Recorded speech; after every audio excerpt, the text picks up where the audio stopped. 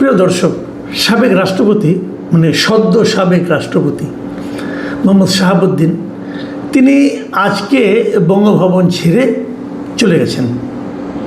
যেহেতু উনি সাবেক হয়েছেন, উনি আরও কয়েকদিন থাকতে পারতেন, কিন্তু গতকালকে পদত্যাগ করেছেন, আজকেই চলে গেছেন বঙ্গভবন ছেড়ে উনি গুলশানে নিজের যে ফ্ল্যাট আছে সেখানে উঠেছেন। এটা একটা খবর।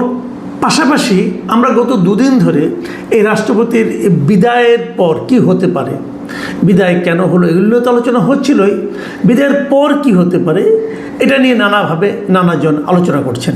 আপনারা জানেন দীর্ঘদিন ধরে জামায়াতে ইসলামী এবং এনসিপি শাহাবুদ্দিন সাহেবের পদত্যাগের দাবিতে আন্দোলন করেছেন, তাকে বিদায় করতে হবে এরকম দাবি করেছেন, অন্তর্বর্তীকালীন সরকারের আমলে দাবি করেছেন, এবং বিএনপি সরকার যখন দায়িত্ব নিয়েছেন তখনও দাবি করেছেন, এবং সংসদের প্রথম অধিবেশনে যখন রাষ্ট্রপতি ভাষণ দিয়েছেন সেই ভাষণ তারা শুনবেন না বলে সেটা বয়কট করেছেন। তার মানে রাষ্ট্রপতিকে একটা মুহূর্ত সহ্য করার মতো ধৈর্য এবং মানসিকতা আমরা জামাতে ইসলাম এবং এনসিপির মধ্যে দেখিনি। সেক্ষেত্রে যখন নাকি রাষ্ট্রপতি বিদায় হয়ে গেলেন, পদত্যাগ করলেন, তখন তারা অবশ্যই উল্লসিত ছিলেন, এবং এনসিপির কোনো নেতাকে এমনও বলতে শুনলাম যে তারা বিএনপি সম্পর্কে বললেন যে বিএনপি সব কিছুই বোঝে, একটু পরে বোঝে, দেরিতে বোঝে। আবার কেউ বলতে শুরু করলেন যে বিএনপি পানি ঘোলা করে খেতে পছন্দ করে, কাজে একটু দেরিতে তাকে সরিয়ে দিল। দেখুন, আমি বরাবর যে কথাটা বলেছিলাম, আগেও বলতাম এখনও বলি, যে একটা গণতান্ত্রিক প্রক্রিয়া, গণতন্ত্র কিন্তু একটা দলের উপর নির্ভর করে না। গণতন্ত্র একটা প্রতিষ্ঠান, একটা ইনস্টিটিউশন, একটা প্রাতিষ্ঠানিক চেহারা থাকে গণতন্ত্রের। নির্বাচিত যদি হন, যিনি রাষ্ট্রপতি নির্বাচিত হন, এই পদটা হলো নির্দলীয় পদ। কোনো দলীয় ব্যক্তি মানে দল থেকে পদত্যাগ না করে রাষ্ট্রপতি হতে পারেন না। এটি হলো নিয়ম যে আপনাকে আগে দল থেকে পদত্যাগ করতে হবে, যে আমি দলের সঙ্গে আমার কোনো সম্পর্ক নাই, তারপর উনি রাষ্ট্রপতি পদে দাঁড়াবেন এবং উনি রাষ্ট্রপতি নির্বাচিত হবেন, যে প্রক্রিয়ায় হয় সংসদ সদস্যদের ভোটে। কিন্তু যখন উনি রাষ্ট্রপতি হবেন তখন আর উনি কোনো দলের থাকবেন না, উনি পুরো দেশের হবেন, পুরো জনগণের হবেন। রাষ্ট্রপতি কিন্তু সরকারের অংশ নয়, বাট রাষ্ট্রপতি অ্যাবাভ দ্য গভর্নমেন্ট। রাষ্ট্রপতির পদটা সরকারের উপরের পদ, সরকারি কোনো পদ না কিন্তু এটা। তো যে কারণে রাষ্ট্রের সর্বোচ্চ ব্যক্তি যিনি হবেন উনি কোনো দলের প্রতি অনুগত থাকবেন না, উনি কোনো সরকারের প্রতিও অনুগত থাকবেন না। এটাই হলো তাত্ত্বিক অবস্থান, মানে কাগজে কলমে এভাবে রাষ্ট্রপতির পদটাকে নির্ধারণ করা হয়। তো রাষ্ট্রপতি যিনি হবেন তিনি সেরকমই থাকবেন, কিন্তু সেটা কি সম্ভব হয় আমাদের দেশে? হয় না। আমরা বারবার দেখেছি যে রাষ্ট্রপতি পদটাকে নানাভাবে অপদস্থ করা হয়, রাষ্ট্রপতিকে নিয়ে নানা রকম কথাবার্তা বলে। রাষ্ট্রপতি পদটাকে এতটাই গুরুত্ব দেওয়া হয় সংবিধান অনুযায়ী সবসময়ই। আপনি ৭২-এর সংবিধানকে বাতিল করেন, নতুন যে সংবিধান করবেন সেখানেও দেখবেন এই রাষ্ট্রপতি পদটাকে এতটাই গুরুত্ব দেওয়া হয় যে রাষ্ট্রপতি যখন দায়িত্বে থাকেন ওই সময় উনি যা যা কাজ করবেন তার কোনো কাজ নিয়ে আপনি আদালতে যেতে পারবেন না। রাষ্ট্রপতিকে এই ছাড়টা দেওয়া হয়, রাষ্ট্রপতির কোনো কাজ দিয়ে কেউ আদালতের দ্বারস্থ হতে পারবে না, তার বিচার চাইতে পারবে না। সেটাকে আমরা মানি, আমরা প্রতিনিয়ত এটাকে লঙ্ঘন করি, এবং লঙ্ঘন করার মাধ্যমে আমরা এক ধরনের গণতন্ত্র খুঁজি। আমরা বলার চেষ্টা করি যে এটাই নাকি প্রকৃত গণতন্ত্র। এরকম দৃশ্য আমরা দেখেছি, এর আগেও দেখেছি। আপনাদের নিশ্চয়ই মনে আছে যে অন্তর্বর্তীকালীন সরকারের সময় এই রাষ্ট্রপতিকে অপসারণের জন্য এই হাসনাত আবদুল্লাহরা ওনারা রাষ্ট্রপতি বঙ্গভবনের সামনে গিয়েছিল, আন্দোলন করেছিল তাকে সরিয়ে দেবে। অভিযোগ ছিল উনি স্বৈরাচারের ফ্যাসিস্টের দোসর এই হিসাবে। হতেও পারে, অবশ্যই উনি শেখ হাসিনার সরকার দ্বারাই নির্বাচিত ছিলেন, শেখ হাসিনার পক্ষের লোকই ছিলেন। কিন্তু একটা কথা মাথায় রাখবেন, অন্তর্বর্তীকালীন সরকার কিন্তু নিজেদেরকে সবসময় দাবি করত যে তারা একটা সাংবিধানিক সরকার, মানে তারা সংবিধান অনুযায়ী চলছে। এখন এই সাংবিধানিক সরকারের যাত্রাকে অব্যাহত রাখার জন্য যদি রাষ্ট্রপতির সহযোগিতা না পাওয়া যেত তাহলে কিন্তু আসলে সমস্যা হতো। যেমন ধরুন শেখ হাসিনার বিদায় উনি পদত্যাগ করেছেন কি করেননি, সংসদ ভেঙে দেওয়া, নতুন করে একটা অন্তর্বর্তীকালীন সরকার গঠন করা, এই সবই কিন্তু রাষ্ট্রপতির হাত দিয়ে হয়েছে। এবং তারপরে যে নির্বাচনটা হলো, এই নির্বাচন করা এবং তার আগে অন্তর্বর্তীকালীন সরকারের আমলে 133টা অধ্যাদেশ জারি করা, এই সবগুলি কিন্তু রাষ্ট্রপতির দ্বারা হয়েছে অথবা রাষ্ট্রপতির নামে হয়েছে। তো এইগুলি কোনোটা করার ক্ষেত্রে কিন্তু উনি অন্তর্বর্তীকালীন সরকারের কোনো সিদ্ধান্তে উনি কিন্তু কোনো ধরনের বিরোধিতা করেননি। করলে পারতেন, অন্ততপক্ষে ডিলেতে করতে পারতেন, উনি কিছুই করেননি, সবগুলি মেনে নিয়েছেন এবং নির্বাচন হতে দিয়েছেন। নির্বাচনের পর নতুন সরকারকে শপথ নেওয়ানো এবং সংসদ শুরু করে দেওয়া, এই সবগুলি কাজ উনি যখন যে সরকার ছিল তাদের মতো করেই করেছেন। তার মানে সংবিধানে রাষ্ট্রপতিকে যে দায়িত্বটা দেওয়া হয়েছে যে উনি প্রধানমন্ত্রীর পরামর্শ অনুযায়ী সব কাজ করবেন, উনি তাই করেছেন। প্রধানমন্ত্রী অথবা প্রধান উপদেষ্টা ওদের পরামর্শ অনুযায়ী উনি সব কাজ করেছেন। তাহলে বিরোধটা কোথায়, কোন জায়গাটা করেননি? কেন ওনার উপর আপনারা ক্ষিপ্ত হলেন? ক্ষিপ্ত হলেন এ কারণে যে উনি হাসিনার আমলে রাষ্ট্রপতি নির্বাচিত হয়েছিলেন। এটা হতে পারে উনি বলতে পারতেন, হয়তো বলা হচ্ছে যখন শেখ হাসিনা আপনার জুলাইয়ে আন্দোলনের সময় নির্বিচারে হত্যা করেছে, সেই সময় উনি কেন বাধা দেননি। কিন্তু প্রশ্ন হলো, ওনার কি বাধা দেওয়ার মতো কোনো সাংবিধানিক ক্ষমতা ছিল কি না? এটা ভাবুন আপনারা। অনেকেরই ছিল না। যিনি আইজিপি ওনার কি ছিল, যিনি পুলিশের কনস্টেবল তার কি ছিল? এগুলো কিন্তু আলাদা আলাদা করে ধরলে আপনি অনেক কিছু ধরতে পারেন, কিন্তু সব মিলিয়ে যদি ধরেন তাহলে কার হাতে কতটুকু ক্ষমতা ছিল ওই সময়?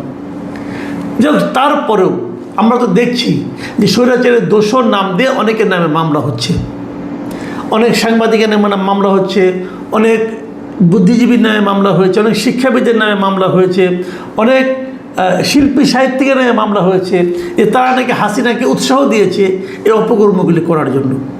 শেষ পর্যন্ত এগুলো ধোপে কতটুকু টিকবে আমি জানি না। এখন আমরা শুনছি যে রাষ্ট্রপতির নামেও নাকি সেরকমভাবে মামলা হবে।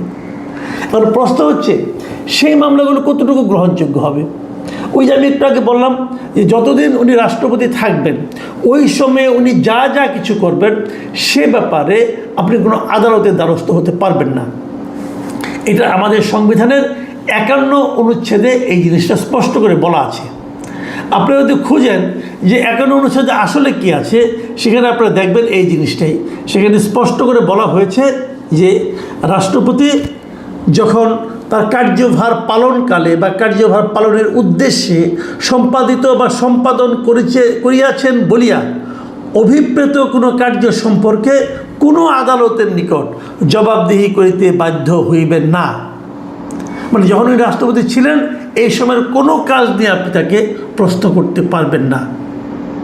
তাহলে ওনাকে আপনি দোষরটা বলবেন কীভাবে?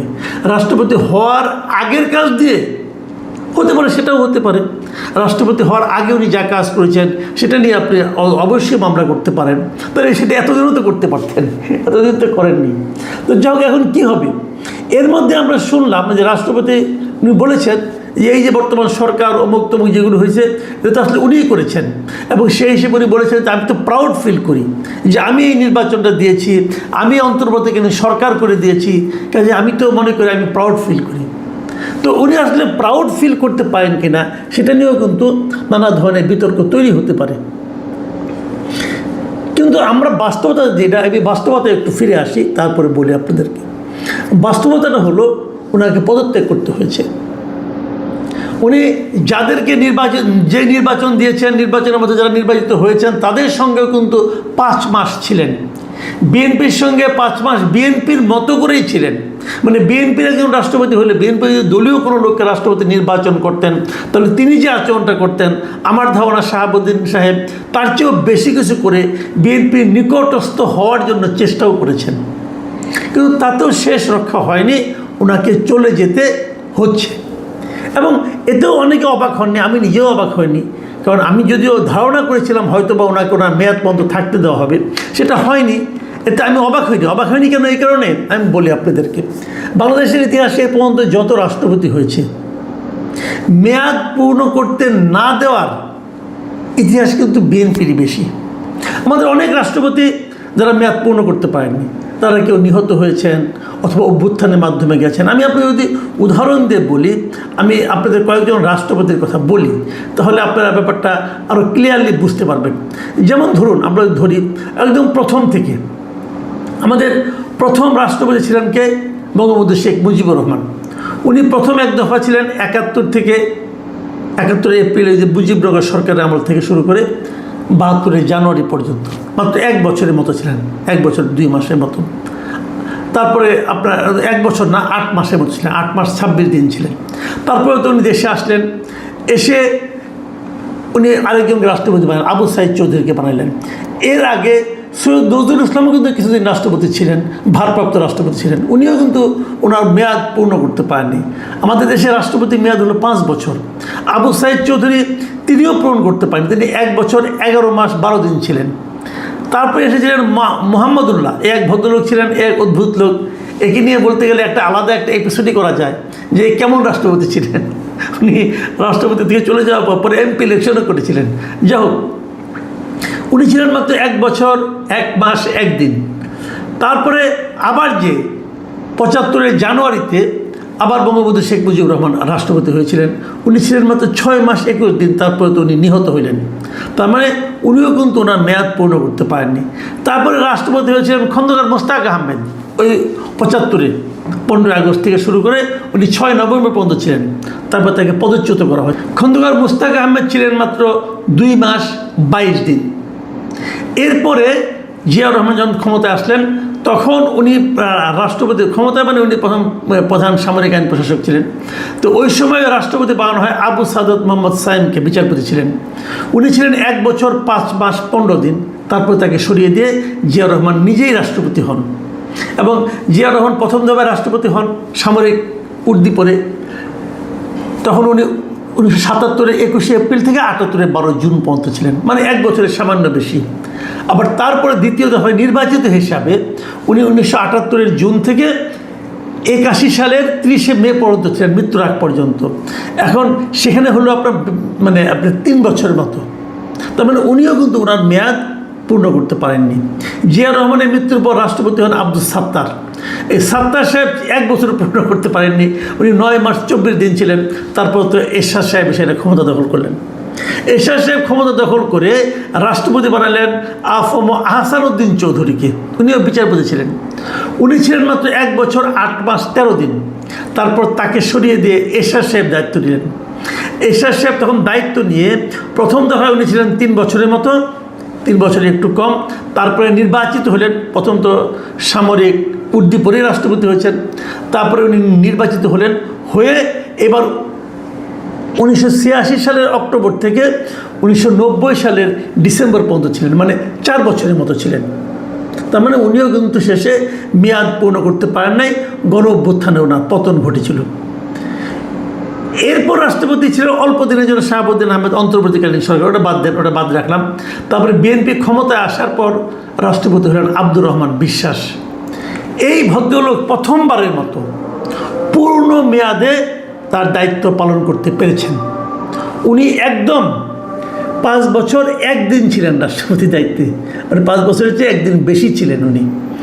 তারপরে আওয়ামী লীগ ক্ষমতা আসলো। আওয়ামী লীগ এসে শাহাবুদ্দিন আহমেদ সাহেবকে বানালেন বিচারপতি, শাহাবুদ্দিন আহমেদ। উনি পুরো 5 বছর ছিলেন, 5 বছর 1 মাস ছিলেন বিচারপতি। শাহাবুদ্দিন আহমেদ সাহেবের পরে বিএনপি যখন ক্ষমতায় এলেন 2001 সালে, তখন ওনারা রাষ্ট্রপতি বানালেন তাদের দলের একদম প্রতিষ্ঠাতা মহাসচিব যিনি ছিলেন ডক্টর AQM বদরুদ্দোজা চৌধুরীকে। উনি 2001 সালের 14 নভেম্বর দায়িত্ব নিলেন এবং ঠিক 7 মাস 7 দিনের মাথায় ওনাকে পদত্যাগ করতে হলো।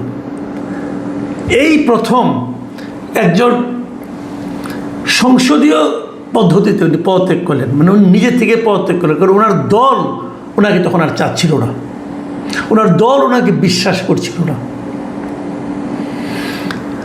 বিচারপতি পদত্যাগ করার পর রাষ্ট্রপতি বানানো হলো ইয়াজউদ্দিন আহমেদ সাহেবকে। ইয়াজউদ্দিন আহমেদ সাহেব অমন হয় যে এই গণতান্ত্রিক প্রক্রিয়ার সবচেয়ে বেশি দিন রাষ্ট্রপতি ছিলেন। উনি রাষ্ট্রপতির দায়িত্ব পালন করেছেন 6 বছর 5 মাস 6 দিন। এতদিনের কারণে 5 বছর মেয়াদ শেষ হওয়ার পর তারপর অন্তর্বর্তীকালীন সরকার আসলো, এই যে সামরিক শাসন, মানে সেনা সমর্থিত অন্তর্বর্তী সরকার, সে আমলে উনি ছিলেন।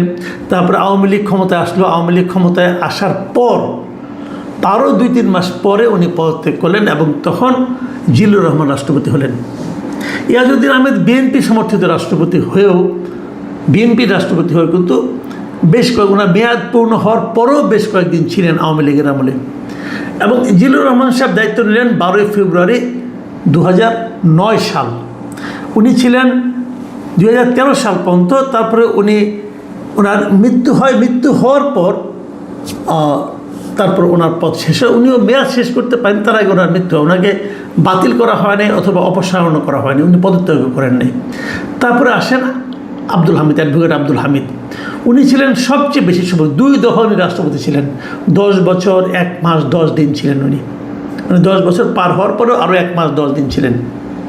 এবং তারপর মোহাম্মদ শাহাবুদ্দিন, যিনি সর্বশেষ রাষ্ট্রপতি ছিলেন, 2023-এর 24 এপ্রিল উনি ছিলেন এবং উনি বিদায় নিলেন মানে 2026-এর এই মাত্র 2 দিন আগে, 24শে জুলাই। দেখুন, একটা জিনিস লক্ষণীয়, এবং উনি বিএনপি আমলেই কিন্তু পদত্যাগ করলেন ওনার মেয়াদ শেষ হওয়ার আগে। আমরা একটা জিনিস দেখলাম যে মানে গণতান্ত্রিক প্রক্রিয়ায় সংবিধান চলাকালীন 2 জন রাষ্ট্রপতিকে কিন্তু আগে পদত্যাগ করতে হয়েছে, এবং এই 2 জন হলেন মোহাম্মদ শাহাবুদ্দিন এবং বি চৌধুরী। এবং কাকতালীয়ভাবে বলেন অথবা আনফর্চুনেটলি বলেন, 2টো ঘটনাই ঘটেছে বিএনপি সরকারের আমলে।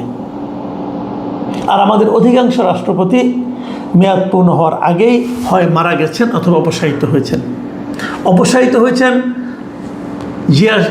জিয়া সরকারের আমলে, জিয়ার আমলে একবার সাইম সাহেব, এবং এরশাদ আমলে একবার আহসানুদ্দিন সাহেব।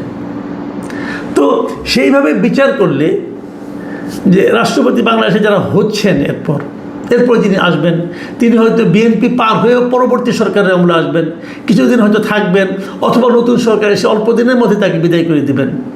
রাষ্ট্রপতি একটা গণতান্ত্রিক প্রতিষ্ঠান হলেও দেখা যাচ্ছে যে আমাদের গণতন্ত্র এতই শক্তিশালী যে আগে নির্বাচিত রাষ্ট্রপতিকে সহ্য করতে পারে না। প্রিয় দর্শক, এখন এই পর্যন্তই। আল্লাহ হাফেজ।